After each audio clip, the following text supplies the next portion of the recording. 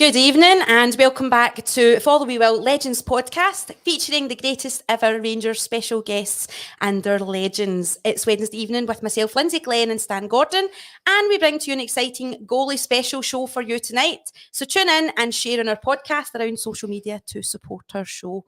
As always, it's only right that we thank our amazing sponsors who are on board with our podcast. Please check out their social media pages and websites for information on supporting our like-minded people's businesses first and foremost. We have Milncroft Construction, Athol Solutions, Avia Signs, The Gallant Pioneer in Blackpool, The Bluebell Bar Tenerife, Tate Transport Solutions, DGG Freight Logistics, EK Blinds and Shutters, Ayrshire Tree Surgeons, Mac Network Services, Big Tam's Ices, The Gart Craig Inn, Ernock Builders, Clearwater, Impact Signs, Cube Glass and Nith Valley Home Improvements. Remember, if you're on YouTube, give us a like and subscribe to our show. If you're on any of our other social media platforms, remember to like, comment and please share because it supports myself and Stan and we can keep the podcast going. Tonight we have two very, very special guests on tonight. We have Rangers 1972 Cup Winners' Cup legend, known by most as the Girvan Lighthouse goalie, Mr. Peter McCloy. 2 league titles, 4 League Cups, 4 Scottish Cups, and of course the European Cup Winners' Cup 1972. Also tonight we have a very special guest, author Alistair Aird, who will be talking about his new book, In Safe Hands, and that's a look into great goalkeepers that Rangers have had over the years, including Peter. Good evening, gentlemen. We're privileged to have you both on the show with us tonight. I love when Lynsey does that with all the sponsors there. The show's nearly finished. Once he finishes, I know. Ready to say right night. Well, they're special people, aren't they? They're special people. Right, Peter, Alistair, welcome to the show. Myself and Lynsey are honoured to have you both on the show. As you said there, Peter, 1970 Cup Winners' Cup, 4 league titles, 4 League Cups, 4 Scottish Cups, and the League Cup Winners' Cup.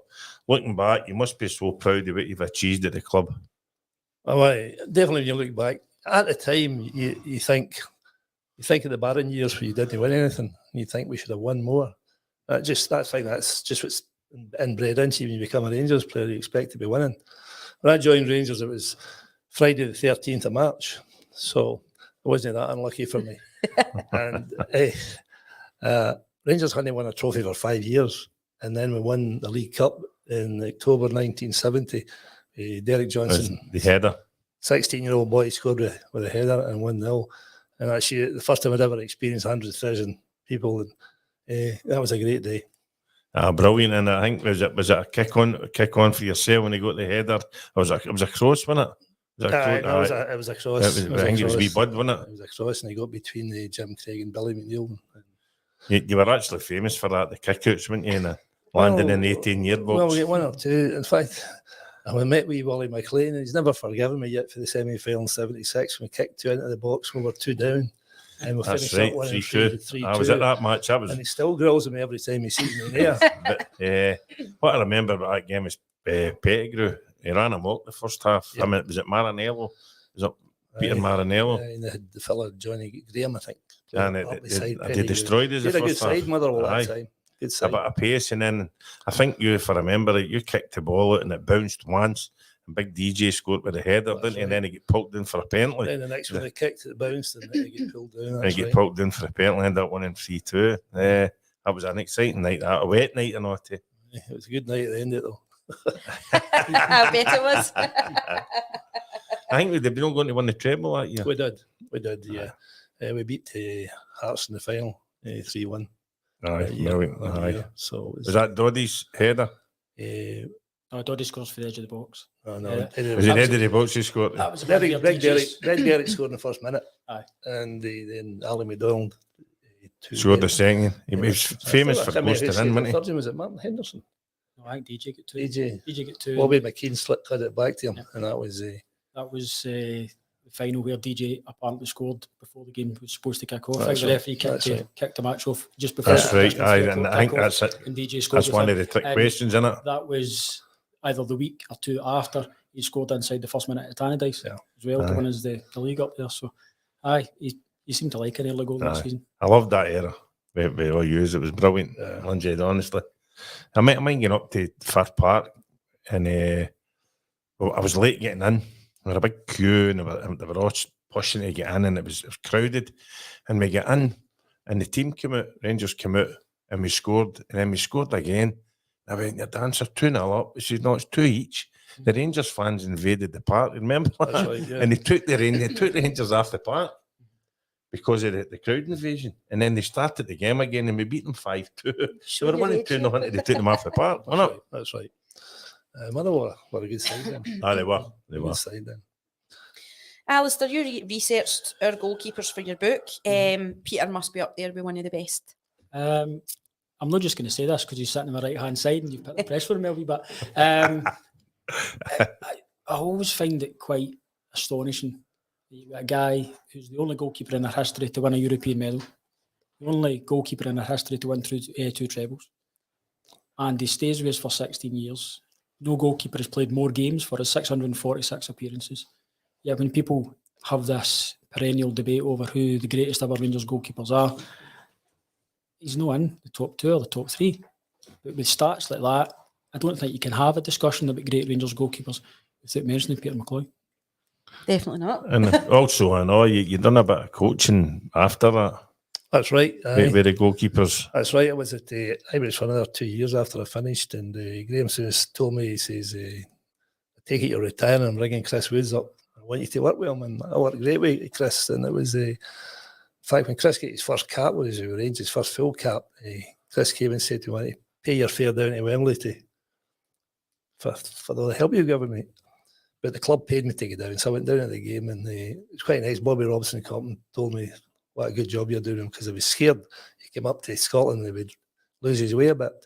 But it was nice, Bobby Robson, to say that. Oh, brilliant. And it was a great keeper and all. Chris Woods in it. I think Chris Woods, if you look at the key figures in Graham Souness' revolution or the rebirth of Rangers under Graham Souness, Chris Woods has got to be up there. 1,196 minutes that first season without losing a goal. 43 England caps. Yeah. That speaks for was itself. that what it was? 43, yeah. It speaks for itself. And when he came to us in 86, he was still the understudy to Peter Shelton as well, so he's winning the lion's share of those 43 He was caps. living in Shelton's shadow at that time. Oh, to be fair, Shelton was a bit of a keeper. And all. I think Graham actually tried to sign him at one point. I think he was Shelton, interested did in signing Shelton.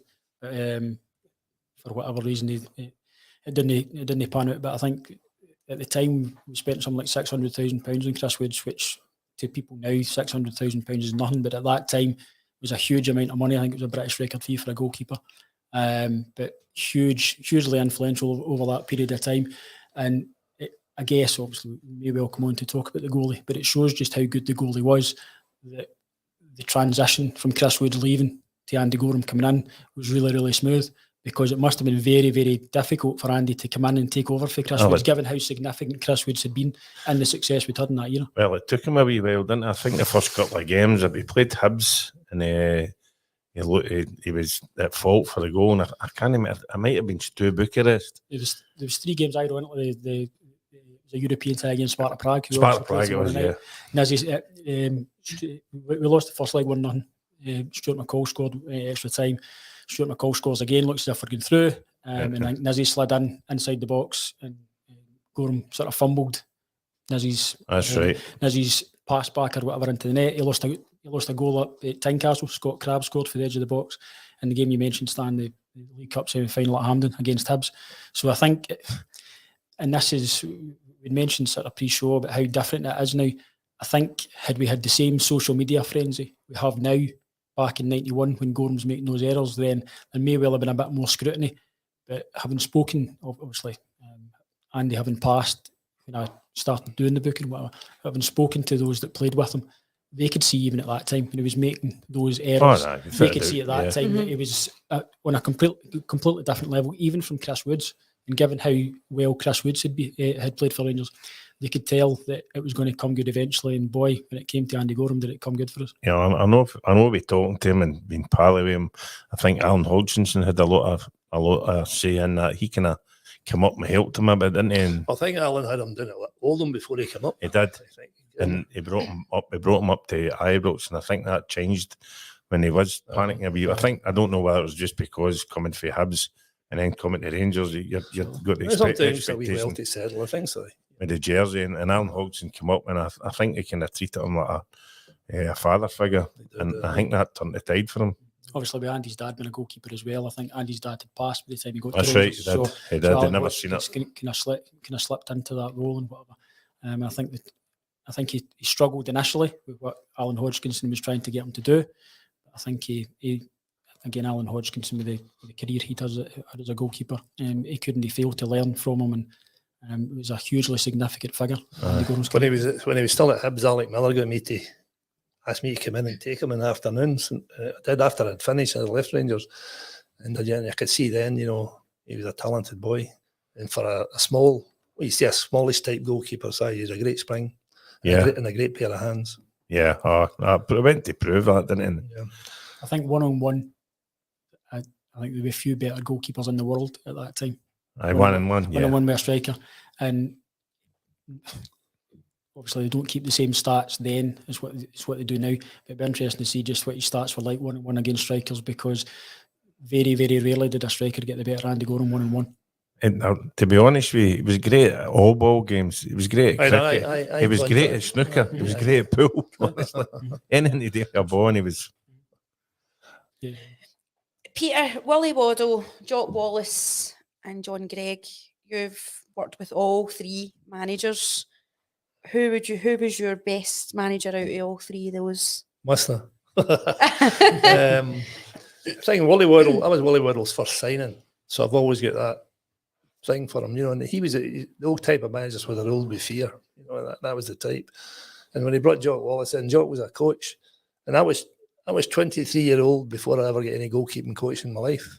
Really? Yep. And that's when Jock. With those stats as well? When Jock rang me and I come in, and these days you learn, another way you just learn with your mistakes, or nobody was telling you anything, or trying to improve you or help you with things about the game.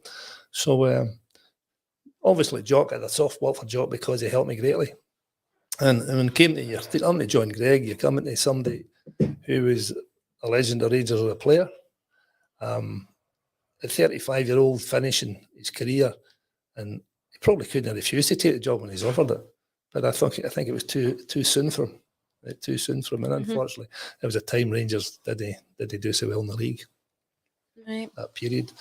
But so Waddle and Wallace were a team. They were a team. What a team! I felt sorry for John because he was, I don't want to say he's pushed into it, but it was at a time when. And unfortunately, he should have won the league, the treble in his first season. Mm-hmm. That's right. Won the double, didn't we? Won the double, and we beat at Celtic Park. And with 3 games with Hibs. But the game at Classes, we could beat at Motherwell 1-0 when Motherwell was going down. I don't know how many chances we missed that night.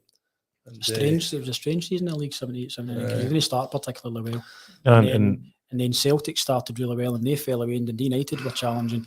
And then all of a sudden we get to the end, and I think I don't know if it had been a particularly bad winter that year, because I think we'd about 3 or 4 games to play. Because the Cologne game, remember the quarterfinals, that was put back at night. Yeah, that's right. Because of the snow. So it was quite a hectic period. But I think after the Celtic game, we still 2 games to play. We were in a position where we were behind Celtic. I think we were 3 points behind. So obviously, if we'd got a draw at Parkhead, we then, as Peter said, with the 2 games left to still win the league. And I think we had something like 10 minutes to go.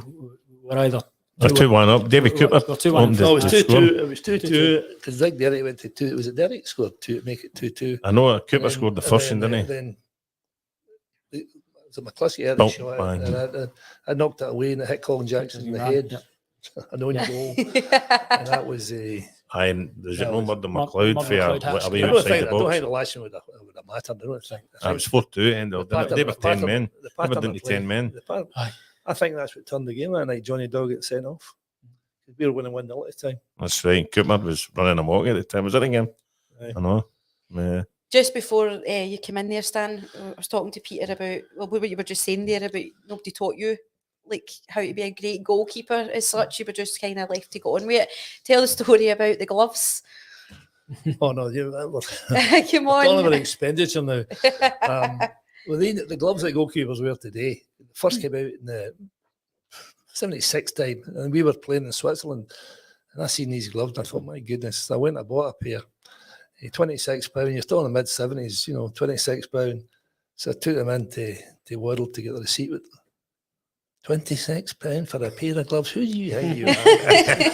Get us all out of here. Eventually gave me the money for them, but after that, I had to buy them all. You had to buy them yourself? Gloves. I was speaking to you earlier, a young goalkeeper I was speaking to at Ibrox, Mason Mount, only 17, the Irish lad over, big lad, 6'3". He tells me he does through was it 30? 30 pair of gloves. Is that in a season, this is? A pair of gloves. Imagine me getting 30 pair of gloves. And you were bare-handed? Well, we used to cold it. Dry day, we were bare hands. That's unbelievable, isn't it? Aye. It just shows you how things change now. The evolution of the position as a whole. Now, I know. the fact that when a manager's now going out and look for a goalkeeper, he's not just considering the goalkeeper's ability to command his penalty box or to save shots, it's the ability with the ball at his feet. And that's a far cry. I mean, obviously, you talked about Peter with his distribution, but that was distribution over long distance. It's now this sweeper-keeper phase seems to have come into the game, and we are now moving away from the emphasis being on you're a good goalkeeper or you're good at stopping shots. Actually, you're really, really good with the ball at your feet, so we'll take that rather than your ability to stop shots, which I think is a bizarre way to look at recruiting a goalkeeper. Oh, we've discussed this on here before, and I've never spoke to a footballer that can explain how your best midfielder is holding the ball in the middle of the park, facing the away team's goals and turning and getting it back to a goalkeeper to blow through out the park when he's in a position. Yeah. I don't care what anybody says. I don't know why they've got to turn and get back. It's a huge change to position. When it first came out, when the defenders were getting the ball, if they played it back to the goalkeeper, all they did was turn their back and run away. Yeah. I mean, now they're coached to look for it. I look for it back, totally different. And you even get the midfield coming and looking for the ball after the keeper, isn't they? I always think that the hardest things to do is compare eras. Because you think somebody way before my time, and you've seen the facilities they had, the facilities you have today, and the way goalkeepers are treated today. And I mean, it's a great improvement for goalkeeping, the coaching they get every day, and obviously the facilities they have. So I think it's really hard to compare somebody that played in the 50s to somebody that played in the 90s or 70s. See what they do now, Peter. You see the goalkeeper getting out and they're taking free kicks and shots into them and all that. What did you do that back in the 70s? Well, weren't allowed on the pitch to warm up to begin with. Is that right? Yeah. It was later on before. It was only a European night we ever got out to warm up. Yeah. The pitch. Usually had to warm up in the tunnel at Ibrox underneath. Everything's so changed. Big help to the goalkeepers now. Absolutely. Well, we spoke about it earlier there, Peter. The Cup Winners' Cup. The fans still sing about it. Yeah. It's an honour, 72 team. What do you think made the 72 squad so special? The camaraderie for a start was great. The guys just knitted together, but also there are a lot of good players in the team. And they were talented. The talented squad. Most of these guys had a cap at one time or another for their country. So a good team, but they were a real unit. But what I like about you is I did a lot of the after dinner stuff, and Peter, Bud, Steenie, wee Al McDonald, and Derek Johnston are all still pals and still see each other. And the band are still the same. The band are still the same. Yep, it is. And do you think after 51 years we're still getting invited to? Yeah, I mean, even fans treat us, and people come up who've never seen us play, and they still treat us magnificently, terrific, absolutely. In fact, we've got some more to do in January. It's rare. Oh, right, okay. I'll come along, definitely, in January. Where's that? I don't know where it is. It's the 13th of January. Right, okay. I've done one up in Coat Bridge. Hometown. It wasn't the Carsons. It wasn't. It's the Carsons. Right, it was Carsons. And it was Alfie Conn. His wife had passed away, and he was doing something for motor neurons disease. And he says, "Stan, you come up with MC it." He said, "I've got Bud Steenie," and it was himself, and who else was there? Wee Doddy, Al McDonald. It was a great night. Bobby Tate done a wee bit, and it was brilliant. And I remember, I don't know if I tell the story on this before. I was in the pub, in my own pub, and we were talking about Seville. And somebody said to Stan, "Who's going out? The team you going out?" I said, "Aye." She said, "Who's all going out?" I said, "Bring the 72 team out." And somebody said, who's all going there for the 72 team? I said, as far as I know, the biggest majority of them's gone. And one of the boys says, is Alfie Conn gone? And one of the boys chipped in right away. No, he's already been to Seville. I tell that night in Carson's, I didn't know whether I was going to get away with it or no, but it didn't quite funny, no. Alfie didn't go, he still wasn't feeling like going in Nixon after his wife. No, and he raised something like £1,800, 18,000, yeah, but no, £8,000, 8,000, 9 grand or something for motor, you know, his disease for. Which I thought was brilliant, and for all the used to come, like say Bud and Steenie and all that, being there brilliant, you know. If you look at that run to Barcelona as well, the challenges that we faced as a squad, you've got Ronnie McKinnon getting injured, you've got Colin Jackson injured, Derek Johnson, who was 18 at the time, playing at centre half. John Gregg played with an injury, didn't he? John Gregg missed the semi-final, missed the second leg against Bayern Munich. John Derek played, it wasn't fit, you know what I mean, and he struggled right through the game. I mind Colin Steen saying when they talked at the start of before the game started, and Wally Waddle says their best players are captain, and he says, I want you to mark him and get into him right away, John Gregg. I want you to take him out, and he says, do you want me to take him out for good or just for this game? And if you watch the game, he hits him right away. First minute he tackled him. But and again, you got away with it, but nowadays you wouldn't get away with that. That's a different era thing again. With VAR now, Craigie, you barely have to touch a player these days. Oh, that's a whole other conversation, isn't it? Absolutely. Really frustrating. Shaz and Jimmy Reed's come up on the screen, Stan. They're saying it's in the Millennium Centre in Stranraer. Yes, the Millennium Centre. How quick was that to get that response? That was good. Who else have we got? John T. Dugan. Hi, Peter. What's it? You still the starter at Turnberry, or have you retired? I officially retired this year. Yeah. I was only the last few years. I've only did 2 days. I enjoy doing it, meeting people from all over the world, and obviously good. It was a nice wee job, and enjoyed it. But I've officially retired now. On the 10th of October this year. They gave me a wee presentation, so I can't get back now. That's you. There's Wally Black says, big gas meter, is there actually a lighthouse in Girvan? No, there isn't. No, there isn't. Actually, the Rangers News came down years ago to take a picture of me, and I said, it's not a lighthouse in Girvan. So they took me out and they did it at the Turnberry Lighthouse. Right. Oh, at the golf course. They did the pictures there, and that was it. So. Right, move on. Alistair, we're here tonight. Can I have a wee look at your book there? So this is Alistair's new book that's just out, In Safe Hands, Rangers Goalkeeping Greats. There we go. So you can have a wee look. I think it's on Amazon. Yes, and there's various different retailers. If people want to contact me through my own sort of Facebook page and Airbooks and Airbooks. Do you want to tell us a wee bit about your book? Well, again, I really enjoy researching the history of the club and various different stages, whether it be fixtures that we've played or significant players. And we've always been blessed with great goalkeepers, and I was actually thinking about it last night. It's not just first choice goalkeepers that we've been blessed with. We've been very good options in terms of first choice. I mean, obviously, in the 70s, Peter was competing against like Stuart Kennedy, who was an excellent goalkeeper.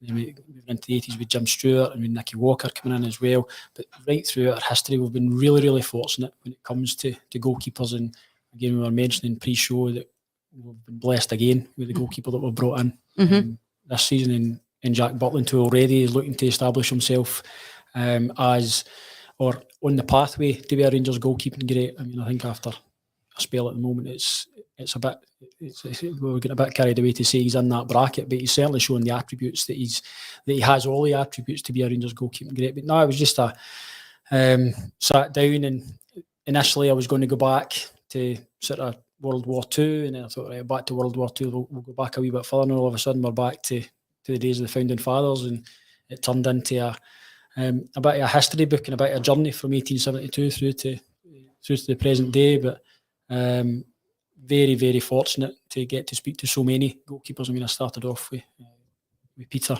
and then moving my way through up to Alan McGregor, and to get the personal insight, to get that what it was like in the inner sanctum, what the goalkeepers felt the necessary attributes were, and the challenges they faced as being Rangers goalkeeper. I think that's key to the story. It's very, very easy to do a book like this and just concentrate on games played and shutouts and significant saves made, but to get that insight of this is exactly what it means to be a Rangers goalkeeper, this is what it means to play for the football club. And again, as much as goalkeeping, certainly when I was playing football as a youngster, nobody wanted to be a goalkeeper.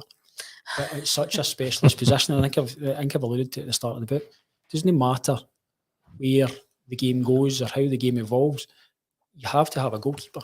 If your goalkeeper gets sent off, you've got to replace the goalkeeper. You can't, all these different formations, 4-2-3-1, 4-6-0 back in the day with Craig Levein in Scotland.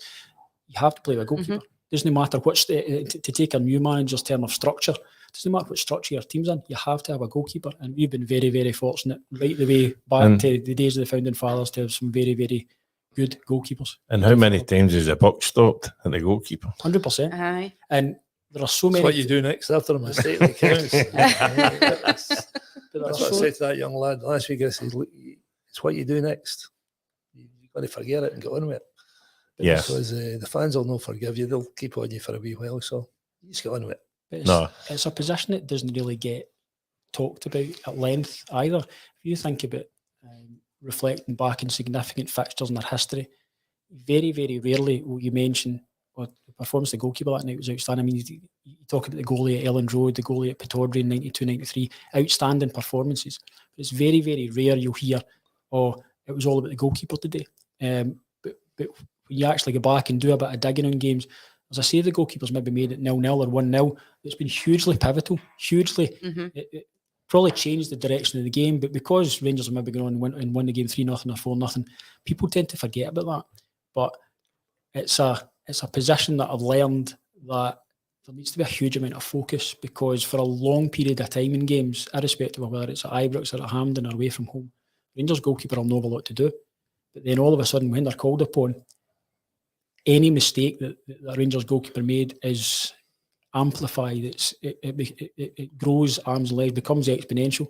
So the pressure on them is huge. So they have to have that focus and that concentration. And we talked earlier on about thinking now about a goalkeeper with the ability to have the ball at his feet. Obviously, to be a Rangers goalkeeper, you need to have ability, but you also need to have that focus and concentration, because without that lapse in concentration, that 85th minute lapse in concentration could be the difference now between 3 points or a point or no points. And given how tight things are, that could be the difference at the end of the season between winning something or no winning something. Well, getting back to, we mentioned a bit earlier, Stuart Kennedy, who I thought was a top goalkeeper. A wonderful season he had. But and then he goes to Wembley and it killed him. Didn't it? It seemed like it didn't go well for him at the time. I had to get a cartilage out and never played all season. And Stuart went in and he got finished up in the Scotland team. And we went to an Australian tour at the end of that season. Got down there and Big Jock said to me, "You're playing all the games. I'm going to give him a rest." So we're playing down in Melbourne. I'm winning 5-0. He sends one of the subs round to me and he says, "I'm going to bring Stuart on the last 15 minutes. That's why we're going to take you off, because it's to break him in." And the guy up in the tannoy system, and now he says, "Onto the park is coming Stuart Kennedy, who's just had a nightmare at Wembley." Wow. Well, Big Jock took off and up, and it took 3 folk to pull Jock off, and Jock was going to kill the guy. I can imagine. He was going to kill the guy. Jock was always protective of his players. And Stuart played the very last game before we come home. That was the only game he played in that time. And do you think that finished him that game? I don't know. It was still kind of knocking off one another for the next season, but then it seemed to. I think John Gregor just to overdo it. I think it was John that released him. Yeah. I went to forfeit. I'm not just sure who was that. Did you interview Stuart No, I Kennedy? didn't get a chance to speak to Stuart Kennedy, but I think it would be interesting to get his perspective, because after, I think he played every single game, 74, 75, when we stopped 10. And then he builds on that, gets to Wembley, has a nightmare. But again, it's always the goalkeeper. You lose 5 goals in a game, it's the goalkeeper's fault. But And a people don't- couple people of don't them were face it some back. strikes, Huh? by the way. People It don't wasn't. reflect on it like that. Some of them there were some strikes after that, and but defence was terrible. I think it comes from the fact there's been a couple of heavy defeats with goalkeepers at Wembley. I think that was just because it was a 9-1 and there was a 7-1 that kind of fell back in Stuart a wee bit. But, I sure was a good goalkeeper, and then unfortunately what happened to him that time. But again, just what I was going to mention, alluding to earlier, as much as he had that sort of what was reckoned to be a kind of defining moment at Wembley, he still come back in 75, 76, 76, 77, 77, 78, and We see it was competing for the jersey at that all time. done through injuries. Yeah. And Big Jock at the thing is Scotland's team broke my thumb in a warm up in San Etienne. Just before the League Cup final. So Stuart got back, first get back in the League Cup final. Big Jock, it didn't matter how well you were playing, he just seemed to keep the man possession in, which we never really agreed on. you're talking about the ball at a goalkeeper's feet. When I was young, I used to play outfield all the time at school. And then a youth team started in Girvan, and I played goals in the afternoon. So my dad came to watch me playing against Dumfries in the Scottish Cup, playing outfield. And I scored 3 goals. I won 3-0. And I said to him after the game, "What do you think of that, Dad?" He says, "Stick to goalkeeping." Well, he was right. Just a couple of things on the screen I've just noticed. So we have Thomas Motion. You were one of my dad's heroes. Still hear him saying, "Big Bob Peter." Sadly, my dad passed away many years ago, but my family still mention Peter McCloy. That's How nice is That's that? nice of him. Yep, that's Thanks nice. very much. Kenny Barnstable as well. Perfect example on Sunday when Jack Butland hardly got involved first half, then makes great saves at 1-0, then 2-0. That could have changed the game. It was. I was going to mention that when we spoke about what you were saying there about that they're no in a game, and obviously the game man of the match to James Tavernier, rightly so. Absolutely, yeah. But Butland played a big part there We did, aye. because it could have been Aye. one each. Also, was Easy saying enough. earlier about how sometimes a goalkeeper had very little to do in some of the games, but his concentration is still notch. I mean, his command of the area is as good as we had for a long time. He commands the area and he's out at the edge of the box and through balls, and that's something we've not had for a wee while. No, isn't it? And he anytime he can get to a cross ball, he goes for it. Aye. And he's a big lad too. He's bigger than me. I think he's 6'5". Yeah. He looks tall, even when you walked in the night, I was like, "My God, look the height of him!" But he You're looks only really, 4'6". he looks really tall, even on the telly. We've got one there. Is it Brenda Black? Yes, Brenda. What's she saying? Peter, the save against Bayern just after half time. Was it one of your most vital saves? Oh, definitely. That was a lot of people looked at that as being the final. The Bayern Munich, who was obviously the sixth of the team that went on to win the World Cup 2 years later. And the first game in Germany, we couldn't get out of the box. It was like Alamo, and we come away with a one each draw at the end of the game. And then, of course, Ibrox that night. Then a couple of chances. I think that's the save she was talking about. Just after half time. Because Wally Waddle said to me before the game, pulled me aside and said to me, "I did you the biggest favour in your life bringing you from Murrell to here. You're to pay me tonight." He says, "If you don't let a goal in, we're through with away goals rule. So no pressure." no pressure whatsoever. And he said to me, I'll see you all right, you do it. So I said to him after the final, "What about that talk we had?" He said, "What talk are you talking about?" I don't remember it. But you had to fight for every penny you could get in these days. It's not like the boys today. Oh. No. With their agents. I know wee Willie doesn't speak highly of wee Willie Johnson, didn't speak highly of Willie money wise, and I think they had a few fallouts, our wages and bonuses. He was a hard man to work with, but he was always with it. He was good for the players in a certain way, and I'll probably say after the Ibrox disaster in 71, he was the right man that put the whole club back on its feet. Yeah. Was instrumental in building a new stadium. Yeah, and it changed things for us.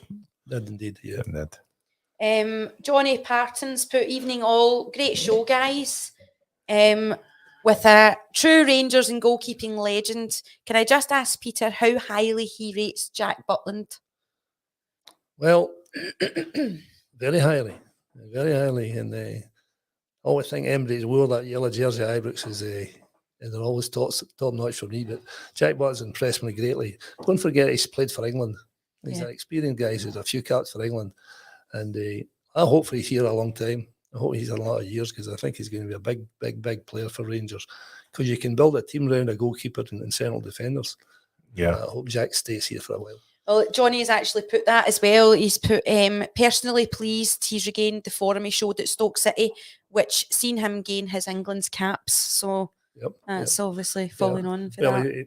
Everybody's saying he was Michael Beale's best signing, which is probably right. Yeah. It's probably right. And I remember the goalie saying that it's always the boys in front of you that make a good goalkeeper. He says if you've got faith in the guys in front of you. And just now there you get the big boy Balogun brought in the last couple of games. Yep. He's got a bit of height in the box. He's winning headers. And it helps the goalkeeper a wee bit. I'm surprised he was released. And also was I Then we finished up last season playing with a midfield player and a young lad at centre half against Liverpool's and things like that. No chance. I mean, you need two good centre halves and at that level, and it's just so there with Celtic last night. We're not at that level yet, but you need to beat your best and you need to have all your players fit. Get into Champions League matches, and we didn't have it. I think that's arguably what cost you. Obviously, we come off the back of the Liverpool game last season, and then go to, I think it was away at Perth and we went to St Mirren with James Sands at centre back, and Lundstrom was dropping in there as well. We'd arguably our four centre backs injured. As Peter says, we'd retained Leon Balogun, even as somebody to do the role he's doing just now, which is to fill in when the likes of Davies and Suter are injured. We would at least have a centre back to call upon. 100%.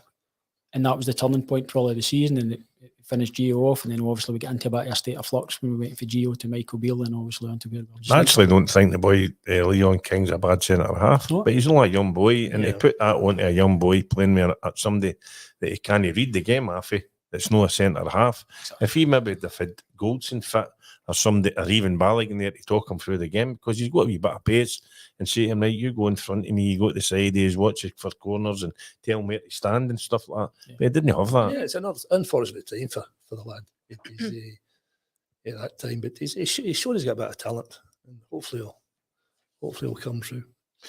Well, Lindsay, we had the semi-final on Sunday. What did you think of the game? Personally, I thought it was great. Enjoyed watching it. I felt that the formation, we seemed to just be flowing a lot smoother. The communication between the players seemed better. They knew where they were going to be when they were passing the ball. Like, they didn't need to look up as much. They just passed it and it went.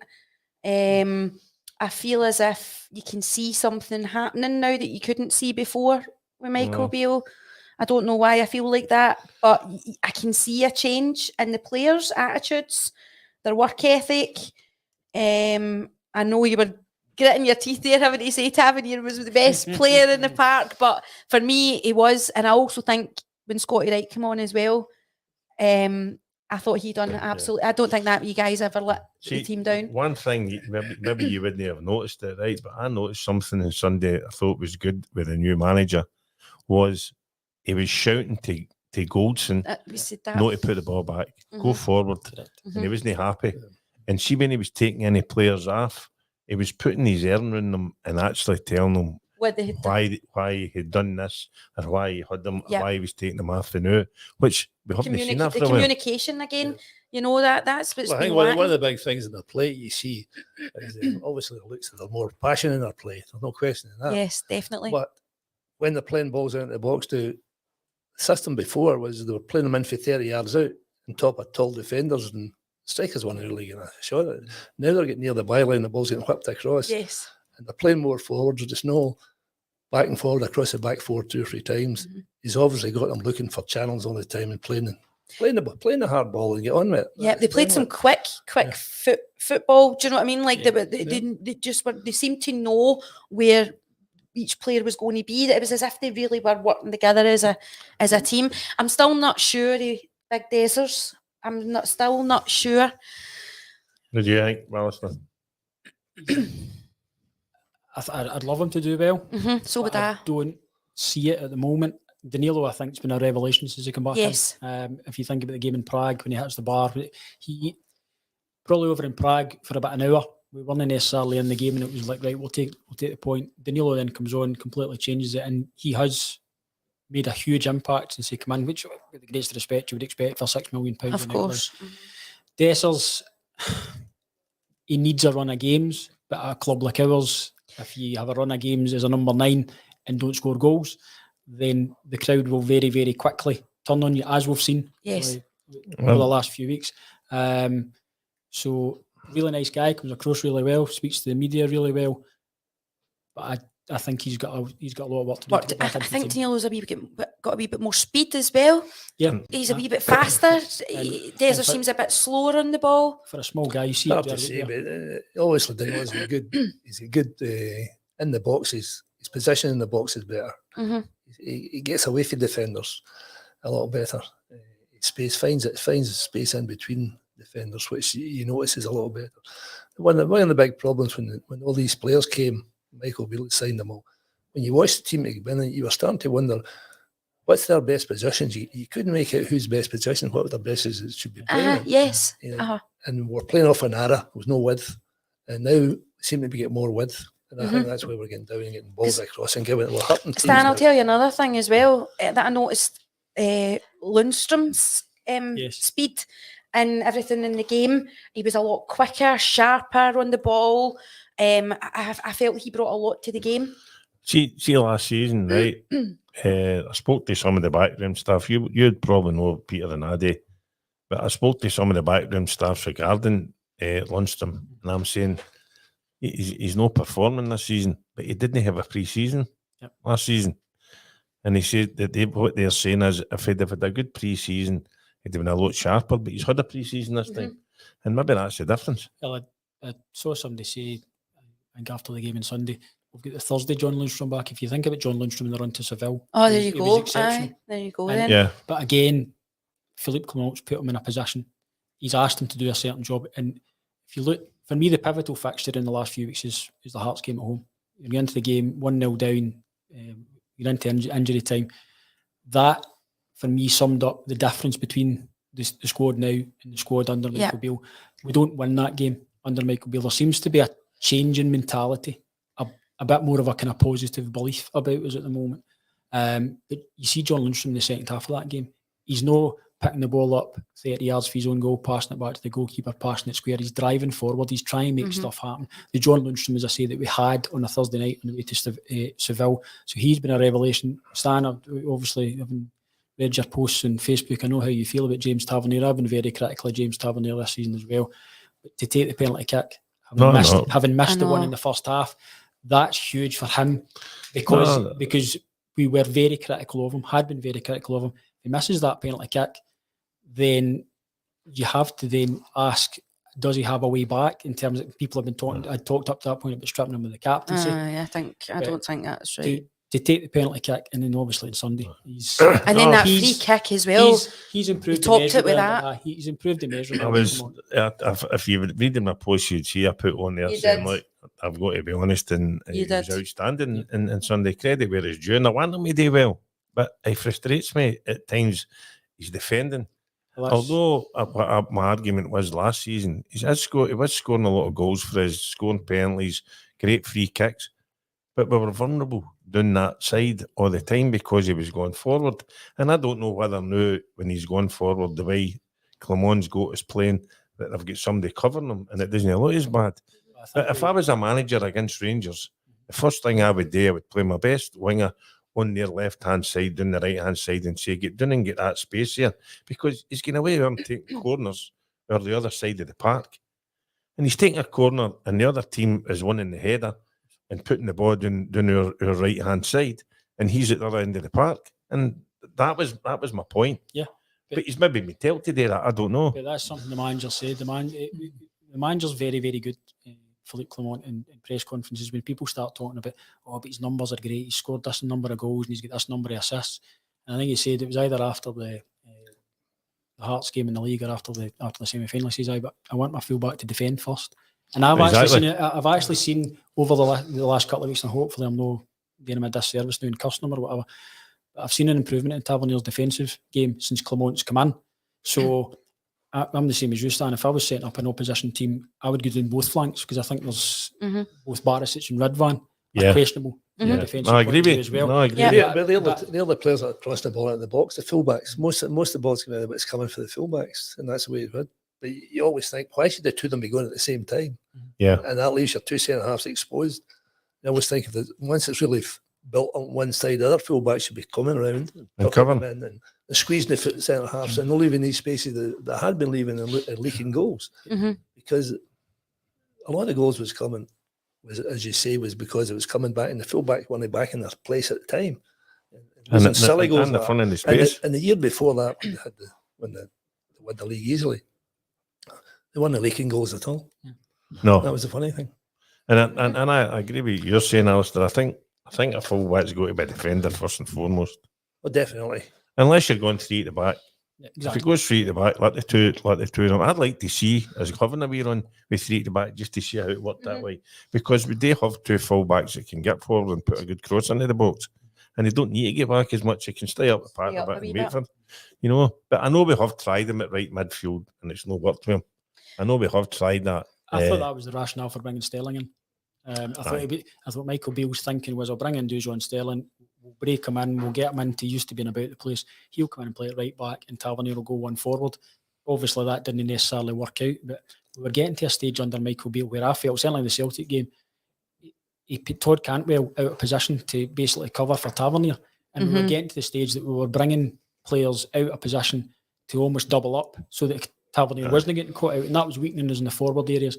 But to say the initial signs under Clement as he's improved him as a defender as well. So I mean, I can sitting at Ibrox with just before Beale left there, and the team sheet would come into the suite, and I'd be sitting with my dad, and they'd go like that.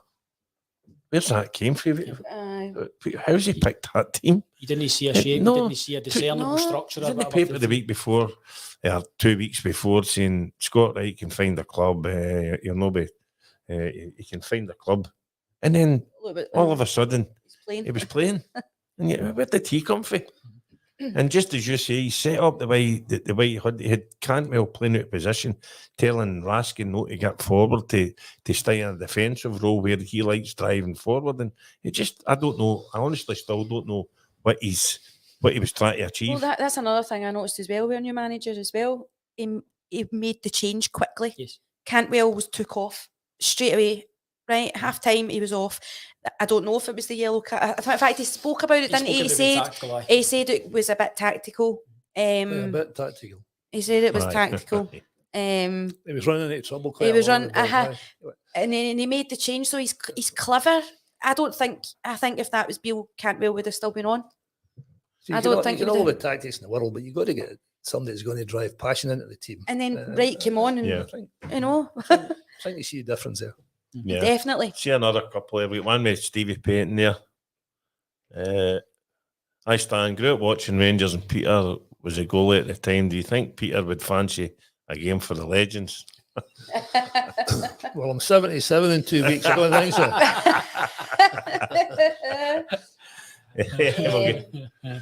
We've got Jimmy and Shaz. Jimmy Reid again, Shaz. The team looked a lot fitter, passion and desire was there, well, definitely. Yeah. And Kenny Barnstable, what's he saying? The manager has been able to make changes to formation and personnel when we've been struggling. Prague, Sunday, for example. Aye. No, definitely.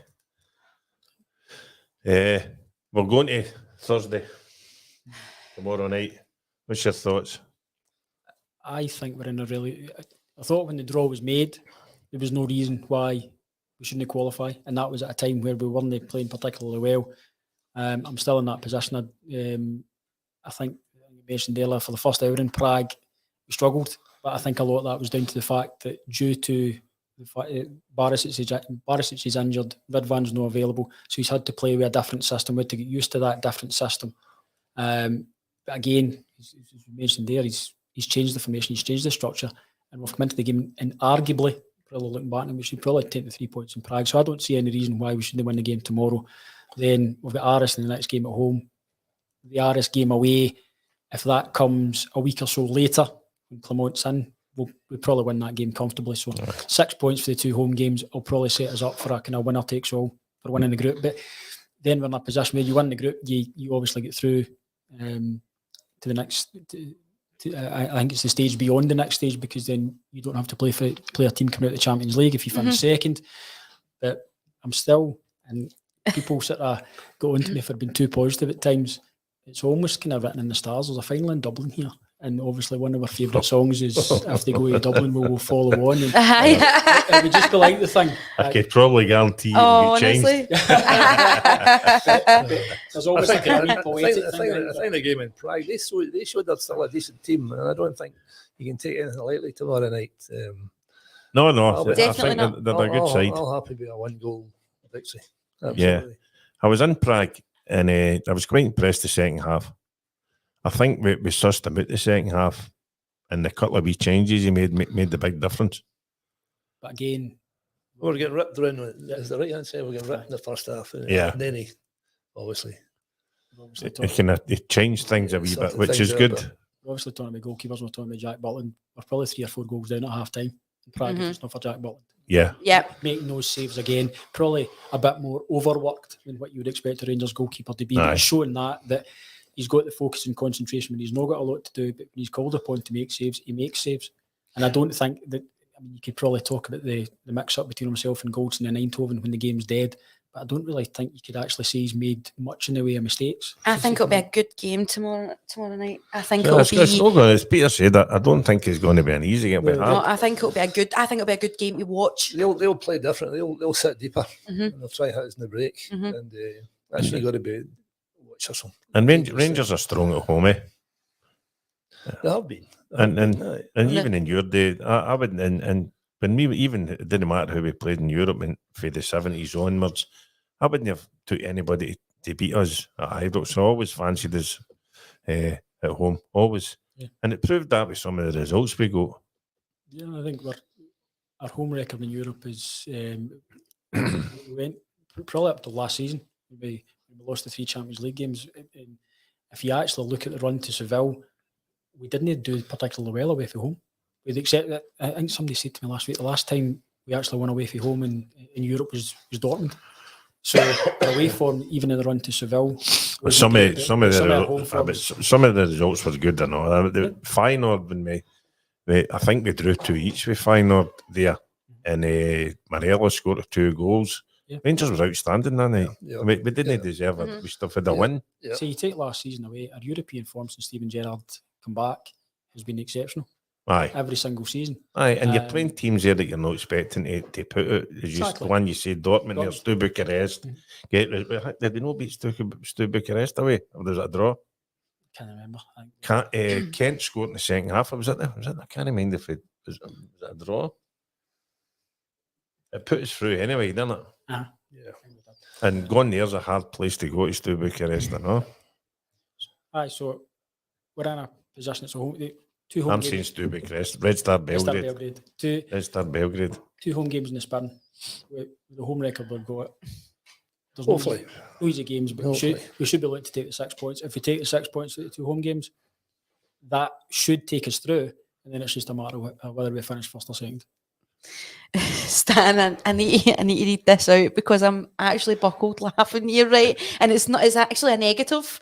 It's a negative comment towards the show, right? But I think it's hilarious, right? So we've got James Simpson. Right. I'm blind. It's been a hard listen, but it's so much better now.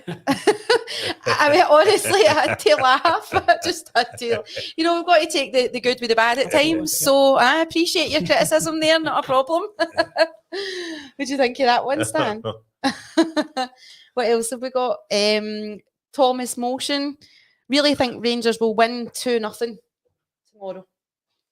Well, I hope you're right. Aye, you've got to be positive. As Alistair says, we've got to be positive the more and get behind the team. That's amazing. What I said to Peter there, it's you've got to be positive. Plus, the crowd behind them at Ibrox makes a big difference. Will do. Yeah, absolutely. The crowd are big feature tomorrow night. The 12th man. 12th man. You see, Sometimes it is the continental side and they come, and if you get in front and the crowd are right behind you, then it's you can see the big difference. Yeah. What have you got coming up, Stan? We're at that time of the evening. Well, I've got a big dinner tomorrow night at Ibrox in the Thornton Speak for Emmy Smiley's cancer charity. Right. So I've got to thank the Rangers backroom staff for helping us out put this together, because I slagged them off 2 weeks ago. And when I was going to Prague, they all got a hold of me at the airport. Oh, did they? Said, were you slagging us on your podcast? So I've got to say, no, they've done all right. But looking forward to that. I'd actually Bill McMurdo speaking tomorrow night, along with ex-director John Gilligan, but Bill's not keeping too good. So I've got Bomber and Derek Ferguson coming in. They'll do a wee bit after dinner for us. Good and then stuff. obviously next week I've got Kitmere Hill next Friday, Masonic, and then I've got Blackpool with yourself. Yep. With Graham Souness, and then I've got Paisley Orange Hall on Sunday. We've got a busy weekend next week. You'll need to be taking it easy. I gave you a round a day, didn't I? I did, Trish. I told him he's doing too much. But no, looking forward to tomorrow night. We're actually doing a sleepover at Ibrox for the Emmy Smiley Charity Foundation tomorrow night too. So Friday night. So I'm not really looking forward to that. Are you doing is it a big sleep in or something? Are you doing sleepover? That? Aye. 25 for my pub and the Bristol bars involved, Oswald's and Struve. So we've got 4 bars doing it. So I think there's maybe about 50. And all the money for the sponsorships will go towards the charity foundation, Emmy Smiley Charity Foundation. Brilliant. So, and then Blackpool next week, which I'm looking forward to. We always look forward to that one. Well, we usually do a couple of days down there, but Trish is driving and I've kind of talked her into taking me up the road because I've got a gig in Paisley. That's it. I'll just need to take it easy and just hope Graham Souness doesn't give me a hard time like he did the last time. I wasn't sure if he would still go. I thought there's been a lot of rumours going about, hadn't there, with him with Rangers and stuff. So I wasn't sure if that would have maybe affected Blackpool or not. But so far, no, he's coming. Is he definitely coming? That's good then. Right, okay, so we're at the end of the show, I'm afraid, guys. So thanks for joining us tonight on Follow We Will Legends podcast. If you would like to be a sponsor of our podcast and appear in one of our next shows, please get in touch with myself or Stan. Also, remember to get involved by subscribing to our YouTube channel, liking our social media pages, Follow We Will Legends podcast. A huge thank you goes to our guests this evening, Peter and Alistair. Thanks very much for coming on. It's been a privilege speaking with you both. Pleasure. Stan and I are absolutely honoured that you came on, so thanks very much. Big thank you again to Ricky from the podcast rooms, but always behind the scenes getting your questions on, good or bad, tonight. And from all of us here at Follow We Will Legends podcast, good night and God bless. Good night.